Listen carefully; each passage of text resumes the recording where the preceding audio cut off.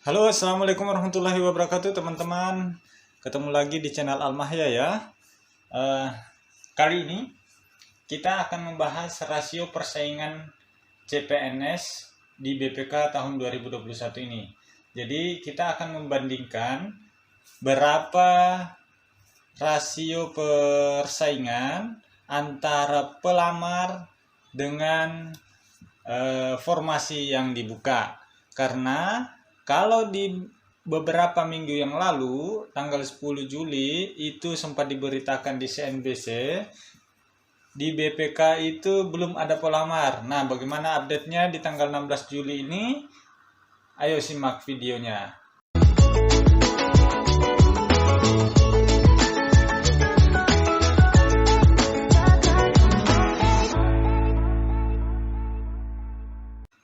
Oke teman-teman, seperti yang saya sampaikan tadi, sekarang rasio persaingannya ada berapa. Jadi teman-teman bisa mengecek berapa jumlah pesaing teman-teman di setiap regional yang dibuka oleh BPK.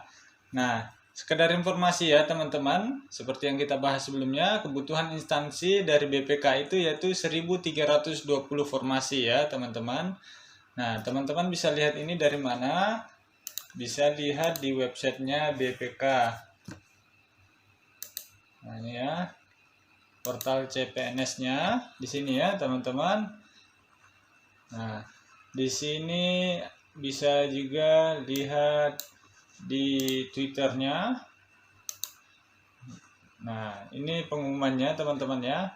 Jumlahnya itu ada yang dibutuhkan adalah 1320 orang. Terbagi untuk wilayah 4 regional, Sumatera, Sulawesi, Maluku, Papua, Bali, dan Nusa Tenggara jadi satu. Terus ada Kalimantan dan Jawa, teman-teman ya. Pasti teman-teman sudah tahu ya. Nah, di sini teman-teman, saya sudah menghitung semuanya. Saya hitung untuk wilayah Jawa berapa. Ini saya sudah buatkan Excel-nya. Nah, di sini ya teman-teman, saya sudah buat untuk wilayah Jawa itu dibutuhkan sebanyak 69 formasi atau 69 orang. Terus wilayah Sumatera itu dibutuhkan 429. Di wilayah Sulawesi dibutuhkan 662 dan wilayah Kalimantan dibutuhkan 160. Ini Sulawesi, maksudnya Sulawesi, Maluku, Papua, Bali, dan Nusa Tenggara ya teman-teman. Nah setelah saya jumlahkan semua, ini sudah benar ya, sebanyak 1320 formasi. Jadi ini per regionalnya dibutuhkan seperti ini ya teman-teman. Oke teman-teman, nah setelah teman-teman tahu wilayah Jawa berapa, Sumatera berapa, Sulawesi berapa, dan Kalimantan berapa, ayo kita cek sekarang berapa jumlah pelamarnya ya. Kita cek. Nah, ini ya teman-teman. Nah, seperti yang diberitakan sebelumnya, pada tanggal 10 Juli melalui CNBC, 10 instansi sepi peminat hingga Jumat kemarin, yaitu ada salah satunya Badan Pemeriksa Keuangan, yaitu baru 0 pelamar teman-teman. Ini sewaktu masih 10 Juli. Nah sekarang sudah 16 Juli. Kira-kira berapa update-nya teman-teman? Nah ternyata per 16 Juli melalui website BPK itu sudah diumumkan jumlah pendaftarnya sudah mencapai, itu jumlah pelamarnya ada segini ya teman-teman, 862 di Jawa, 2699 di Sumatera, di Kalimantan untuk 439, dan wilayah Bali, Maluku, Nusa Tenggara, Sulawesi, dan Papua itu 2248 pendaftar ya teman-teman. Nah sekarang kita coba hitung berapa rasio persaingannya teman-teman. Nah ya ini berdasarkan saingan dan pasti akan terus berlanjut. Kalau di sebelumnya 0 pendaftar, sekarang sudah cukup banyak pendaftarnya ya. Kalau kita total tadi, ini pendaftarnya, update pendaftar sudah 6.248 pendaftar ya teman-teman. Sudah 6.420. 6.428 pendaftar ya. Nah, coba kita hitung teman-teman. Nah, kebutuhan formasi untuk di wilayah Jawa itu sebanyak 69 orang, Sumatera 429 orang, regional Sulawesi, Maluku, Papua, Bali, dan Nusa Tenggara itu 662 orang, dan Kalimantan ada 160 orang.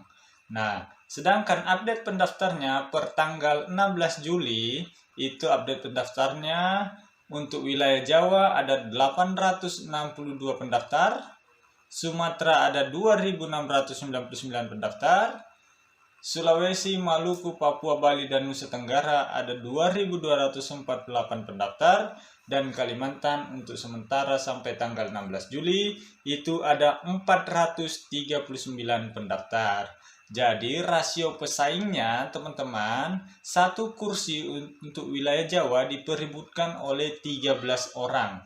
Ya, jadi Anda memperebutkan satu kursi bersaing sebanyak 13 orang. Ya. Selanjutnya untuk wilayah Sumatera, satu kursi diperebutkan oleh 7 orang rasionya ya. Untuk wilayah Sulawesi, Maluku, Papua, Bali, dan Nusa Tenggara itu satu kursi diperebutkan oleh 4 orang ya. Sedangkan wilayah Kalimantan satu kursi diperebutkan oleh 3 orang. Jadi rasio pesaing ini bisa menjadi acuan teman-teman untuk memprediksi bagaimana kekuatan, bagaimana porsi persaingan yang ada di BPK. Ya, teman-teman sudah bisa menilai jika teman-teman mendaftar di wilayah Jawa cukup banyak pesaing teman-teman. Satu kursi diperebutkan oleh 13 orang ya. Yang paling sedikit itu ada di wilayah Kalimantan, satu kursi diperebutkan oleh 3 orang. Itu untuk update sampai tanggal 16 Juli 2021. Nah, bagaimana sampai akhir pendaftaran tentu akan berubah. Nah, seperti itu. Tapi mungkin rasionya nanti kita tidak bisa menebak. Sampai akhir pendaftaran masih ada sekitar 5 hari atau 6 hari lagi pendaftaran. Jadi silakan dicermati baik-baik dan dihitung baik-baik bagaimana peta persaingannya. Oke teman-teman, ini untuk BPK ya teman-teman. Teman-teman pun sebenarnya bisa melakukan hal yang sama untuk instansi-instansi yang membocorkan atau memberikan informasi jumlah pendaftar terupdate-nya. Bisa teman-teman buatkan sendiri ya. Nah, teman-teman jangan lupa di sini ada warning yang disampaikan oleh BPK, instansi BPK. Nah, ini ada 5 poin penting yang dijadikan warning ya. Ini jangan lupa periksa kembali data dokumen, pastikan data dan dokumen sudah tepat dan lengkap. Lamaran yang sudah disubmit tidak dapat diubah kembali. Semoga sukses. Nah, apa saja warningnya? Yang pertama, bagi pelamar S1 yang sebelumnya transfer dari D3 agar mengunggah transkrip nilai D3 dan S1. Jadi teman-teman yang sebelumnya D3 dan lanjut ke S1, ijazahnya wajib diunggah dua-duanya. Mengunggah ijazah D3 dan S1. Kalau kolomnya cuma 1, digabung teman-teman ya. Ijazah D3 dan S1-nya digabung dalam satu file PDF dan disesuaikan ukurannya, size-nya disesuaikan dengan yang diminta, minimal size-nya berapa dan maksimal size-nya berapa dipenuhi, digabung jadi satu lalu diupload ya kalau cuma satu kolom. Nah, selanjutnya yang kedua, gunakan materai asli ya. Berbeda pada surat lamaran, surat pernyataan dan surat pernyataan jabatan. Jadi di sini setiap surat itu gunakan materai asli ya. Materai 10.000 ya. Kalau dimintanya materai 10.000 ya jangan kasih materai 6.000 atau 2 kali 6.000. Ikuti saja aturannya teman-teman ya. Terus yang ketiga, seluruh dokumennya wajib berwarna ya, bukan fotokopian.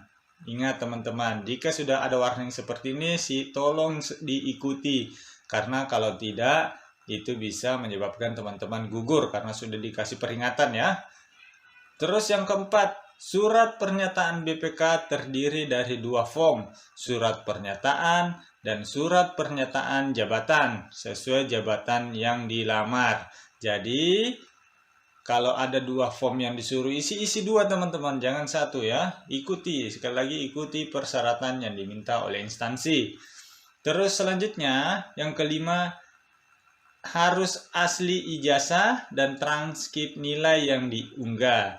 Jadi jangan fotokopian atau legalisir ya teman-teman. Yang diminta adalah ijazah asli dan transkrip asli yang di-scan lalu diunggah ya. Jangan fotokopian.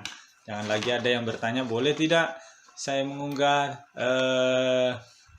yang dilegalisir, fotokopi yang dilegalisir. Ya, ini kalau sudah ada warningnya seperti ini, tolong dipenuhi supaya teman-teman tidak gugur dalam seleksi administrasi di BPK. Ya, teman-teman, mudah-mudahan informasi ini bermanfaat. Sekali lagi, saya doakan kepada teman-teman supaya bisa lulus administrasi sampai lulus penetapan NIP. Oke, teman-teman, saya sampaikan, silakan sharing video ini karena sharing is caring. Jadi berbagi adalah bentuk kepedulian kita kepada teman kita, kepada semua orang ya. Sharing apapun yang bermanfaat silakan dilakukan di masa-masa sulit ini. Sharing informasi juga bisa menjadi ladang pahala untuk kita. Oke, sekian, terima kasih. Assalamualaikum warahmatullahi wabarakatuh.